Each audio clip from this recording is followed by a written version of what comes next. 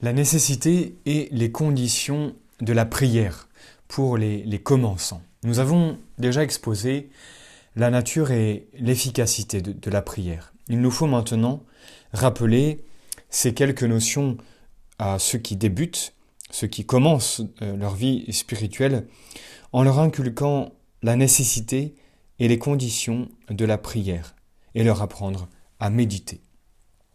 Il est évident que, comme créatures et comme chrétiens, nous sommes tenus de glorifier Dieu par l'adoration, la reconnaissance et notre amour, et que, comme pécheurs, nous devons lui offrir nos devoirs de réparation. Mais il s'agit ici surtout de la prière comme demande et de sa nécessité absolue comme moyen de salut et de perfection. Puisque, rappelez-vous, le commençant a un but essentiel qui est de se détacher, de se purifier l'âme pour s'attacher davantage à notre Seigneur. La nécessité de la prière est fondée sur la nécessité de la grâce actuelle, ces petites poussées de Dieu qui nous aident à faire le bien et à repousser le mal. C'est une vérité de foi que sans cette grâce qui nous est donnée à chaque instant pour faire le bien, nous sommes incapables de nous sauver et à plus forte raison d'arriver à la perfection. De nous-mêmes, quelques bons usages que nous fassions de notre liberté, nous ne pouvons ni nous disposer positivement à la conversion, ni persévérer pendant un temps notable, ni surtout persévérer jusqu'à la mort. Écoutons ce que nous dit notre Seigneur dans Saint Jean au chapitre 15. « Sans moi, vous ne pouvez rien faire. » À part la première grâce qui nous est accordée gratuitement, puisqu'elle est le principe même de la prière, c'est une vérité constante que la prière est le moyen normal, efficace, universel, par lequel Dieu veut que nous obtenions toutes les grâces actuelles. Voilà pourquoi notre Seigneur nous inculque si souvent la nécessité de la prière pour obtenir la grâce. Demandez et vous recevrez. Cherchez et vous trouverez. Frappez et l'on vous ouvrira. Ce sont bien des impératifs. Nous sommes dans Saint Matthieu au chapitre 7. Cette nécessité de la prière, Jésus la rappelle surtout quand il s'agit de résister à la tentation. Veillez et priez, afin que vous n'entriez pas en tentation. L'esprit est prompt, mais la chair est faible. Saint Matthieu, chapitre 26. Sans doute, le bon Dieu connaît nos besoins spirituels sans que nous lui exposions. Mais il veut que nos prières soient le ressort qui remue sa miséricorde, afin que nous le reconnaissions comme l'auteur des biens qu'il nous accorde. De plus, rappelons-nous, c'est important, que la prière augmente notre désir, ce désir que nous avons de telle ou telle grâce. Alors, évidemment, nous pouvons recevoir davantage, puisque le Seigneur déverse en nous sa grâce, mais en fonction de nos désirs. Rappelons enfin que la tradition nous enseigne avec saint Augustin que Dieu ne nous demande rien d'impossible, car il nous commande de faire ce que nous pouvons et il nous commande de demander ce que nous ne pouvons pas faire. Et il nous aide par sa grâce à le demander. Nous voyons donc que le Seigneur est infiniment juste, mais surtout infiniment amoureux et que rien ne dépasse les forces qu'il nous donne en surabondance. Voyons maintenant les conditions essentielles de la prière pour les commençants. Ayant déjà prouvé la nécessité de la grâce actuelle pour tous les actes nécessaires au salut, nous en pouvons conclure que cette grâce est nécessaire pour bien prier. Ajoutons que cette grâce est offerte à tous, même aux pécheurs, et qu'ainsi tous peuvent prier. C'est bien un piège du démon que de nous faire croire que quand nous sommes en état de péché mortel, nous ne pouvons plus prier, puisque nous ne sommes pas dignes de parler à notre Père. C'est une grave erreur, un gros piège dans lequel nous ne pouvons et nous ne devons pas tomber. Bien que l'état de grâce ne soit point nécessaire pour prier, il augmente singulièrement la valeur de nos prières puisqu'il fait de nous les amis de Dieu et les membres vivants de Jésus-Christ.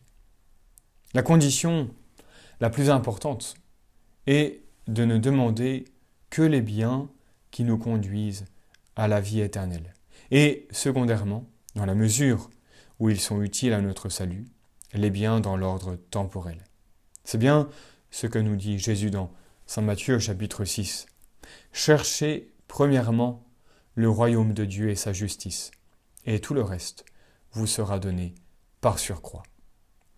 Rappelons souvent que nos prières doivent toujours se conformer à la très sainte et très sage volonté de Dieu. En effet, il sait mieux que nous ce qui convient à notre âme, selon notre condition, selon notre degré de perfection.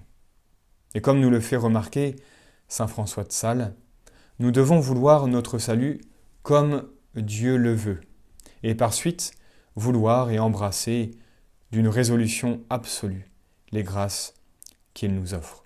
Ne faisons pas de la sainteté notre chemin tout choisi dans un tableau XL. Non, le Seigneur a pour nous un chemin bien tracé pour notre sanctification. Faisons-lui confiance. Il nous exaucera toujours si nous prions comme il faut, mais quelquefois, il nous accordera plus et mieux que nous ne demandons. Et loin de nous en plaindre, nous ne pouvons que le bénir, bien sûr. Voyons maintenant quelles sont les conditions les plus essentielles pour assurer l'efficacité de notre prière. Elles peuvent se résumer en quelques points. L'humilité, la confiance et l'attention, ou du moins l'effort sérieux pour être attentif. L'humilité, bien sûr, découle de la nature même de la prière. En effet, puisque la grâce est essentiellement gratuite, que nous n'y avons aucun droit, nous sommes, dit saint Augustin, des mendiants par rapport à Dieu, et nous devons implorer de sa miséricorde ce que nous ne pouvons obtenir en justice. La vraie humilité engendre la confiance, qui se base non sur nos mérites, mais sur l'infinie bonté de Dieu et les mérites de Jésus-Christ qu'il a acquis au prix de son sang sur la croix.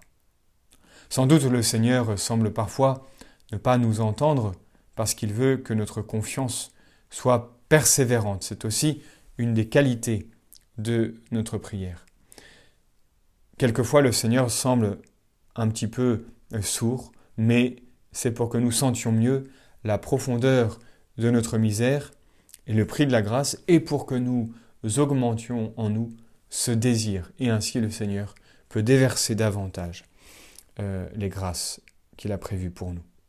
Il nous montre quand même, lorsqu'il semble nous rebuter, qu'il aime à se laisser faire une douce violence. Soyons donc persévérants. Mais à cette confiance persévérante, il faut y joindre l'attention ou du moins un effort sérieux pour penser à ce que nous disons à Dieu. Les distractions involontaires, quand nous essayons de les repousser et d'en diminuer le nombre, ne sont pas un obstacle à la prière, parce que notre âme, en vertu même des efforts que nous faisons, demeure orientée vers Dieu. En revanche, les distractions volontaires que nous acceptons de propos délibérés ou que nous ne repoussons que mollement, ou dont nous ne voulons pas supprimer les causes, sont dans les prières de précepte des fautes vénielles. Et dans les autres prières, ces distractions volontaires sont des négligences, des manques de respect envers Dieu qui ne le prédisposent guère à nous exaucer. La prière, en effet, est une audience que notre Créateur veut bien nous accorder, une conversation avec notre Père. Il est donc bien normal de faire tout ce qui est en notre pouvoir pour lui être attentif. Il faut donc faire des efforts sérieux pour repousser promptement et énergiquement les distractions, savoir nous en humilier tranquillement et en profiter pour renouveler notre union avec Jésus et prier avec lui. Il faut donc combattre leurs causes, par exemple la dissipation habituelle de l'esprit, l'habitude de la rêverie, les préoccupations et attaches qui captivent le cœur. Quand nous avons pris ces dispositions, Il n'y a pas lieu de s'inquiéter des distractions involontaires, ce qui trouble notre imagination. Ce sont des épreuves, non des fautes, et quand nous savons en profiter, elles augmentent le mérite et la valeur de nos prières. Nous verrons la prochaine fois les différents exercices de piété pour les commençants.